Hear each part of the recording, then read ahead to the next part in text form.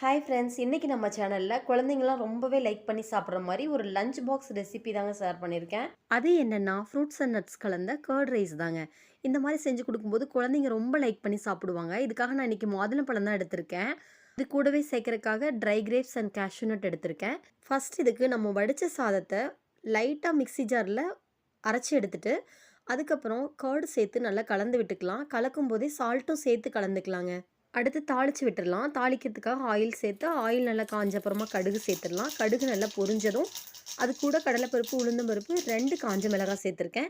காரத்துக்கு தகுந்த மாதிரி நீங்கள் காஞ்ச மிளகாய் சேர்த்துக்கலாம். கடலைப்பருப்பு, உளுந்தம்பருப்பு பொன்னிறமானதும் நம்ம எடுத்து வச்சிருக்கிற ட்ரை கிரேப்ஸ், கேஷ்யூ நட், கருவேப்பிலை இதெல்லாம் சேர்த்துடலாம்.